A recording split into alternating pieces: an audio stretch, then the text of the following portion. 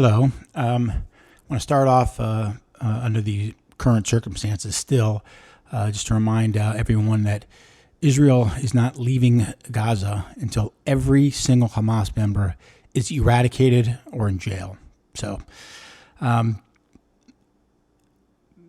the last few months, I have seen specific instances that have disturbed me. But when I add up all of these various disturbances together, frankly, it makes me a bit nervous, and it is sheer, unadulterated, in-your-face anti-Semitism. In my lifetime, I have never encountered anti-Semitism that I saw face-to-face where I felt nervous about a confrontation. Of course, I've read a billion articles and videos on anti-Semitism. I even wrote a book about it. But in the book, I spent a lot of the time pointing out to anyone in hate groups how ridiculous, ignorant, and idiotic their groups are, and how they've never accomplished one positive change in anything that they've done. They have zero accomplishments. I've been able to read about it and watch blatant and bold anti-Semitism now in real time. I've watched a tremendous amount of ignorance and stupidity and intimidation in real time. I've seen the interviews with some of the dumbest, most ill-informed morons in mass, also in real time. Now, all of those on their own, one time or two is a nothing burger. However, in large groups over multiple cities and campuses, well, it's a real problem. Plus, when you add how quickly these groups were formed and the sheer amount that they protested, it was a shock to me. I mean, coming off the abhorrent, sick behavior of animals who perpetrated a peace-loving concert and various peaceful members of kibbutzim, these protesters quickly justified the murders and torture to anyone who would listen in this country and others. Well, I'm coming to the realization that this may be the new normal. Again, how does so many Palestinian rallies, organized and nationwide, assemble so quickly? There's been millions of unjustified deaths in the Arab world, and I've never heard a fucking peep. Israel and any country on this planet is allowed to defend themselves, especially on their own land. And yet, how about the murders in Iraq, Libya, Sudan, Algeria, Tunisia, Egypt, Saudi Arabia, Morocco, Yemen? They had hundreds of thousands. Syria, 500,000 of their own citizens. Where were you guys? Where's the passion for the citizens of those countries? They're your countries. Yet, Israel does something and the whole neighborhood comes out. The interviews with a lot of these protesters was so ignorant. A lot of the times I had to go back and listen to the question again. However, that didn't or doesn't make me nervous. What makes me nervous is the combination of their fervor emanating in their responses, combined with sheer ignorance. It's a recipe for disaster. The internet has been great for so many reasons, but my gosh, has it also been horrific for others. I'm going to be putting together a 3-part series regarding some topics that I think every American should pay attention to. These 3 topics are getting the old out of sight, out of mind treatment right now, and all of us are seeing a glimpse to what I see as fundamentally changing America. Now, these 3 topics on their own are large problems. These 3 topics coming together at the same time, just no good. This 3-part series I'm calling the 3 C's, basically: Constitution, competition, and competence. Today, I'd like to start off with part 1, the Constitution. The Constitution of the United States is the backbone of this country and has been since it was ratified in Congress on December 7th, 1787. Yes, that's right, our beautiful, gorgeous Constitution, which is currently the world's longest surviving written charter of government. Plus, it starts with the first 3 words every form of government should start with: we, the people. I want to discuss the Constitution as I feel we need a reminder that the Constitution should always be the basis of law and rights and not to be changed or fucked with in any capacity at any time. The Constitution itself allows for changes if you go through the right steps. It is never allowed to be changed or circumvented, period, unless we go through the correct steps that's already laid out for us to how we make the changes to the Constitution. As an important reminder, the Constitution allows us individual freedoms. What a phenomenal concept, right? The other highlights in our Constitution is limited government. I put, when I wrote that down, an LOL. about limited government in this country. As the men that wrote our original fantastic government together would be shitting themselves if they saw the mess we are in financially. I'm going to discuss a few things on this topic, and let's discuss a topic highlighted on the Constitution that is leading us to a path of government desecration. The topic of limited government. The founders believed that government was based on the consent of the governed. They wrote the Constitution to detail the powers the people had granted for the federal government and to place limits on how the government could exercise its powers. This is from congress.gov. In their Constitution section, Article 1, Section 8, Clause 1, quote, "The Congress shall have power to lay and collect taxes, duties, imposts, and excises, to pay the debts and provide for the common defense and general welfare of the United States.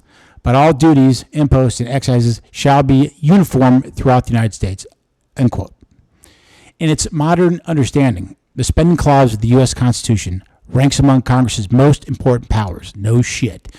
The clause appears first in Article 1, Section 8's list of enumerated legislative powers. It states in a relevant part that, quote, "Congress shall have power to lay and collect taxes, duties, imposts, and excises to pay the debts and provide for the common defense and general welfare of the United States," end quote. The Supreme Court, has construed the spending as legislative authority for federal programs as varied and consequential as, now this all happened, I think, in the 30s, and where the Supreme Court gave these powers. Prior to that, defense was basically the only federal. I mean, there was a few other things, but that was basically it. But once the court ruled that the House of Representatives can open the fucking purse book, it was on. Where'd I stop at?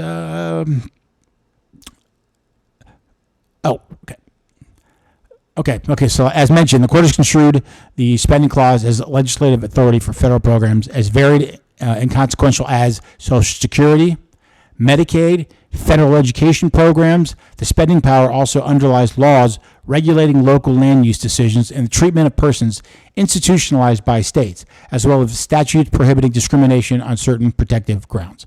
The Supreme Court did not squarely address the substantive power of Congress's spending powers until the 1930s, when it embraced a relatively broad view of Congress' discretion to identify the expenditures that further the general welfare.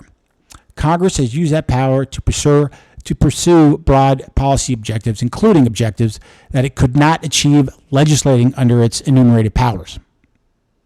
Under the usual framework, Congress offers federal funds in exchange for a recipient agreeing to honor conditions that accompany the funds. I wonder if those semi-idiots on the Supreme Court during that time ever envisioned a $200 million park for Nancy Pelosi would make it into the spending bill in our government.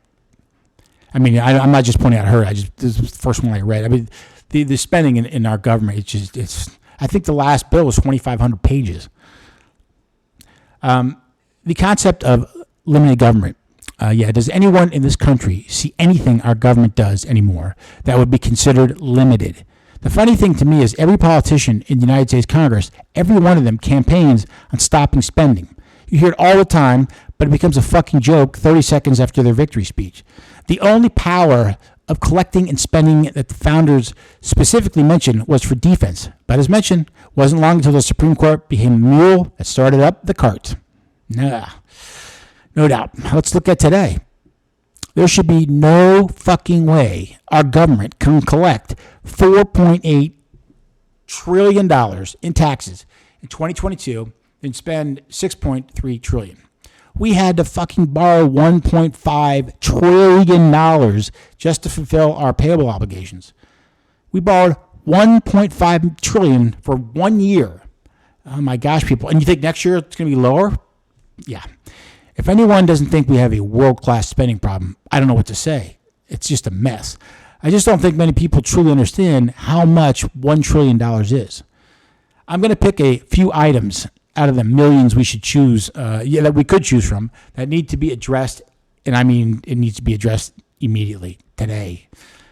How about our health care? Obamacare was passed March 23rd, 2010. Everyone happy with that monstrosity? How about government student loans? And what an absolute robbery for the U.S. citizens. Look, with the government spending $6.3 trillion, I could write for years, but I'll just give you a couple more examples. I mean, it's just look at, you could Google it and look up some of the spending. Obamacare, again, was passed in March 2010. Now, we already had that Congress exempted. You know, the Congress who voted on Obamacare, I don't know if most know anymore, exempted themselves from Obamacare. No one in Congress is on Obamacare. They have nice, beautiful, gold-plated health care plans. We have Obamacare. So I think it's kind of out of sight, out of mind. But what really, really bothers me is that this shitty piece of legislation hasn't been fixed. It's already passed. Everybody knows it's crap, and nobody has fixed it. It's outrageous to me how nobody's addressed this thing. U.S. healthcare spending grew 4.1% in 2022, reaching $4.5 trillion, or $13,493 per person. As a share of the nation's gross domestic product, health spending accounted for 17.3%. American taxpayers footed the bill for at least $1.8 trillion in federal and state health care expenditures in 2022. About 41% of the nearly $4.5 trillion in both public and private health care spending the U.S. recorded last year, according to the annual report released last week by the Centers for Medicare and Medicaid Services. Why the fuck are we in this mess? On top of that, $1.8 trillion third-party programs, which are often government-funded, and public health programs accounted for another $600 billion. This means the U.S. government, as an example, spent more on healthcare last year than the governments of Germany, the UK, Italy, Spain, Austria, and France combined.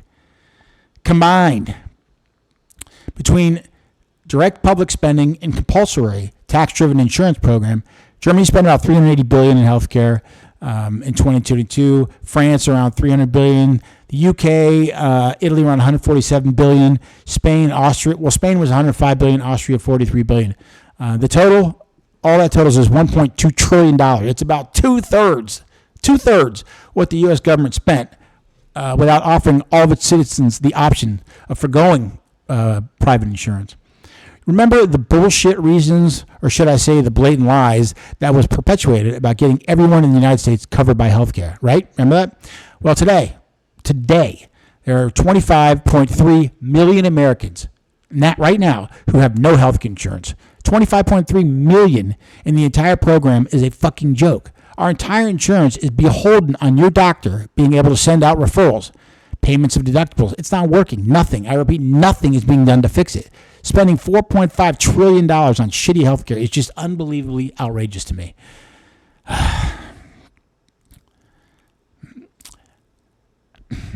Do you think these fucking clowns in Congress has ever heard or said out loud one of the most important edicts of our founders? It's only 2 words. Let's say it, and say it proud. You ready?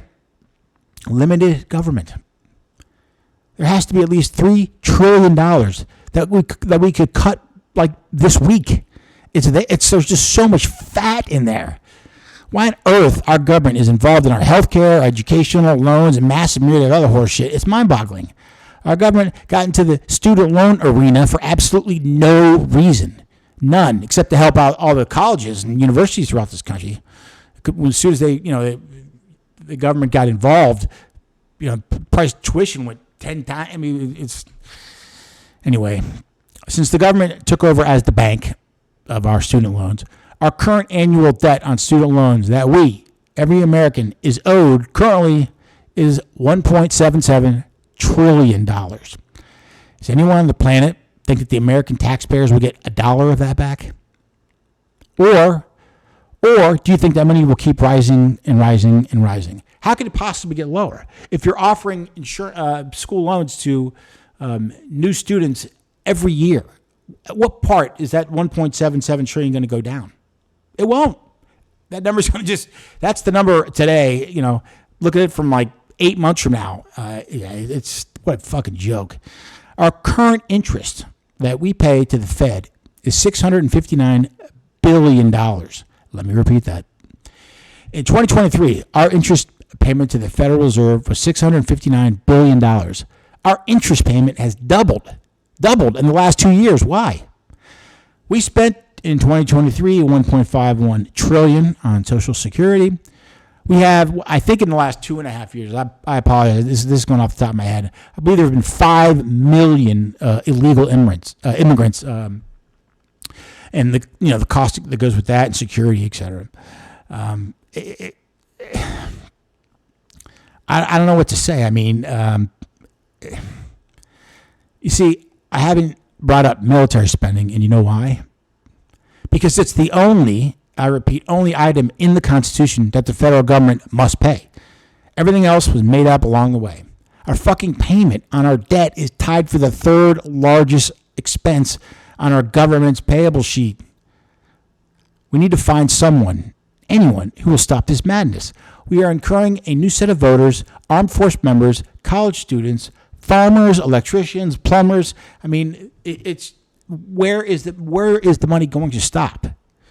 Repayment, please. This generation has only seen debt and deficits in this country, and like our current Congress, doesn't understand the repercussions of the U.S. dollar collapsing. What the fuck are we doing in healthcare, student loan, immigration, Social Security? All great theoretical programs for the government, but people forget our government isn't set up to generate revenue. It is set up to spend.